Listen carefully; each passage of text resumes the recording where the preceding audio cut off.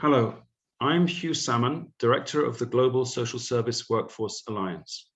We are delighted to have this opportunity as a partner of the People's Summit to share our vision of the critical role that the social service workforce can play in co-building an eco-social world in which no one is left behind. The Global Social Service Workforce Alliance is a network which unites its members across the globe in working to ensure that the social service workforce are well planned, developed, and supported in communities across the globe.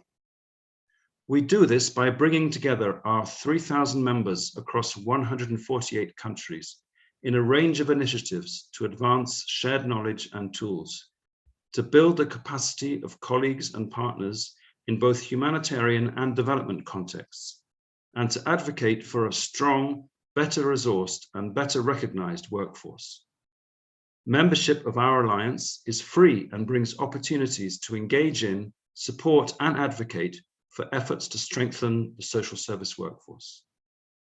For more information or to become a member, please visit our website, which you'll find at socialserviceworkforce.org. So what do we mean when we say social service workforce? Well, we define the workforce as including a wide range of both professionals and paraprofessionals. By paraprofessionals, we mean those who are trained and tasked with a social service role to work alongside professionals, but without necessarily having a formal professional qualification. In this role, they may work as paid staff or volunteers. However, our definition of the social service workforce not only includes practitioners, but also researchers, managers, advocates, and educators. Members of the workforce can have a wide range of job titles, as seen on the right-hand side of this slide, ranging from social worker, which is the core profession of the social service workforce, but also to social welfare officer or social pedagogue, to child and youth care worker, community development worker, or community volunteer. The umbrella in this diagram is meant to illustrate this breadth of scope with a wide range of workers underneath it. So as we define it, the social service workforce covers people working in paid and unpaid, governmental and non-governmental roles at all levels, local, community, and national. We also talk about them working at micro level, where social service workers provide preventive and responsive services to individuals, children, and families. But we also talk about the mezzo level, which is the middle level, where social service workers work with whole groups of people or across the community. And then they also work at that macro level, which is when they work nationally or internationally to promote and advocate for the workforce and for the laws, policies, and resources needed to achieve lasting changes in the lives of people and communities. Together, social service workers in all these roles work to ensure the well-being of people of all ages, from children and youth to adults, older persons, and people with disabilities or mental health needs. This means that in a variety of ways, social service workers are on the front line, addressing the needs of children, families, individuals, and communities facing adversity, tackling all forms of social injustice, including poverty, discrimination, and violations of human rights, and protecting children, women, and other individuals at risk of violence, abuse, exploitation, neglect, and family separation. This is why the workforce are so critical in achieving an eco-social world in which no one is left behind. And in this way, we can see that the values of the social service workforce align closely with the International Federation of Social Workers' Global Social Work Statement of Ethical Principles. And our values are also closely in line with the values of the People's Summit, which are Wenwir, which means the love and care for people and the planet, responsibilities and rights, respect, which also we talk about with that dignity, harmony, and justice. Also the value of diversity, where we also talk about belonging, reciprocity, and equity. And finally, most importantly, the value of Ubuntu, which is all about togetherness and community. So thinking a bit more specifically, what can the social service workforce do to respond to and address some of the greatest challenges facing the world today? If we look firstly at COVID-19 and other major public health emergencies, in this slide you can see a wide range of roles that the workforce have performed during the pandemic. These have ranged from direct assistance to advocacy, to making care and support available online and by telephone, to ensuring that the most marginalized people and communities are still reached through home visits and community outreach when needed. To help people and communities emerge stronger from the pandemic, these roles have also included helping build the resilience of individuals, families, and whole communities. We should remember that this pandemic has not yet subsided. There are still new variants emerging, and there is still unequal access to vaccines, combined with fear and mistrust, which still makes a few people unable or reluctant to be vaccinated. And this is a particularly serious problem in certain countries. And meanwhile, COVID-19 has devastated economies and livelihoods, pushed millions of people into extreme poverty, and fueled violence and social injustice.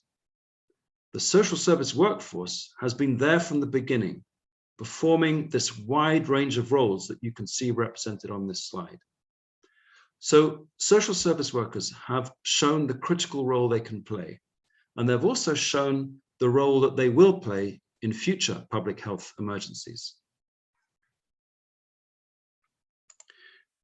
Here you can see two resources available on our website, one of which we developed on the left with partners at the start of the pandemic on how to protect the safety and well-being of the workforce, which was particularly crucial because they were very vulnerable and little recognized at the beginning of the pandemic. On the right, you can see our State of the Social Service Workforce report, which we developed last year to capture the main achievements of the workforce so far during the pandemic, and the main areas of learning on how the workforce has responded and innovated to these challenges, and what this tells us about how they will be able to prevent and respond to the social impacts of future public health emergencies like this one. The social service workforce is also well placed to respond to the impact of armed conflict, which includes trauma, loss of livelihoods, and displacement for millions. And these armed conflicts divide communities in ways that remain for decades. The war in Ukraine has forcibly displaced nearly 8 million people within Ukraine, while more than 5 million have fled to neighboring countries. As a result of conflict in the Democratic Republic of Congo, the Central African Republic, Ethiopia, Myanmar, Syria, Yemen, and elsewhere, we have seen in recent times many millions more people unable to return home. At the same time, the climate crisis presents an immediate threat to the lives and livelihoods of many.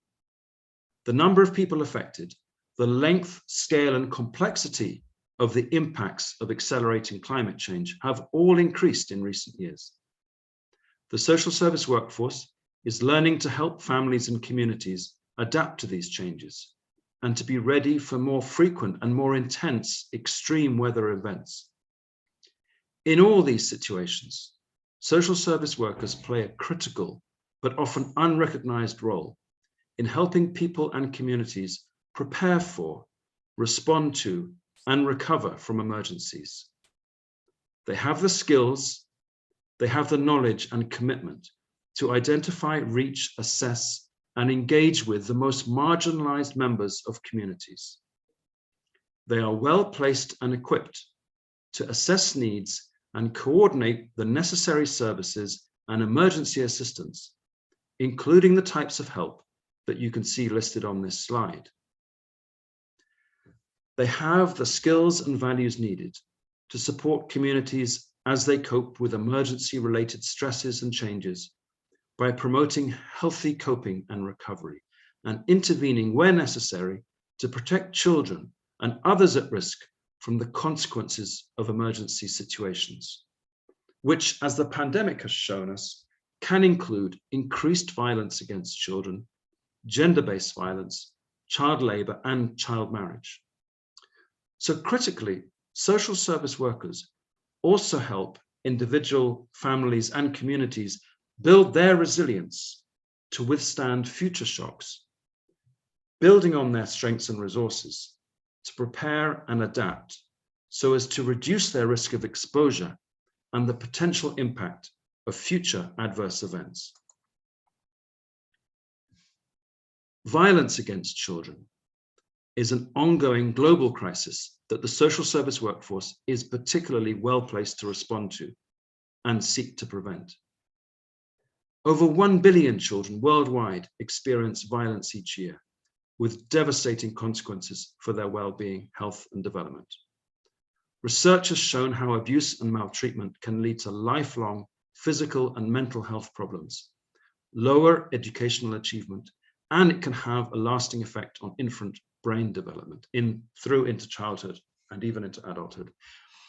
So we see that violence, abuse, neglect, and exploitation also place a long-term burden on society in the cost of social services, in hindering human potential, and thus constraining economic development.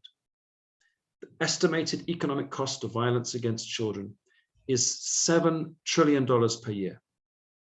Protection of children is thus essential for long-term sustainable growth and development, as well as being embedded within the Convention on the Rights of the Child and the Sustainable Development Goals. One of the most important elements of a well-functioning child protection system is a qualified social service workforce with a clear mandate to protect children. Social service workers are often the first line of response for children and families. They play a critical role in identifying, preventing, and managing risks, and in responding to situations of vulnerability and harm. They can carry out strengths-based assessments, connect children and families to protection services, provide or refer children and their parents to psychosocial support and family support services, and they monitor and support children separated from their families and living in out-of-home care. They can also work to ensure that those separated children are then reintegrated with their families as soon as safely possible. And when that is not possible, that they are placed in suitable, stable forms of family-based care. In addition to these direct types of service provision, the social service workforce plays a key role in preventing violence against children by mobilizing communities to address the causes of violence, which include cultural beliefs and social norms and deeply rooted behaviors. They also support the development of whole policies and legislation, managing social service agencies, and advocating for better child protection at a national level that mobilizes the strengths and the resources of whole communities. Moving on to our overall approach, this diagram summarizes the systemic approach that we take in the Global Social Service Workforce Alliance, together with our partners worldwide, to strengthen the workforce and enhance its impact and effectiveness. Each circle that you can see represents one key element of workforce strengthening as part of an overall framework, which sets out the necessary actions to plan the workforce, to develop it through education and training, and then over the long term, to support and promote the workforce to achieve its full potential. The actions in each circle need to be continuous, and all three circles are interconnected. This framework also recognizes, as you can see at the center of the circle in yellow, that how this is done will need to be adapted to the unique political, legal, cultural, social, and economic context of each country. You can download this framework from our website, together with guidelines to implement the framework developed in partnership with UNICEF. From all these examples, we can see that a well-coordinated, efficient, and resourced social service workforce is essential to address the needs of some of the most vulnerable and marginalized individuals and communities. However, the impact of their work depends on governments, donors, and private and civil society organizations coming together and committing to provide the necessary political, financial, and moral support. It also requires commitments to plan, develop, and support the workforce, to ensure that the workforce are empowered and equipped to support children, families, individuals, and communities, and can thus come together to build an eco-social world where no one is left behind.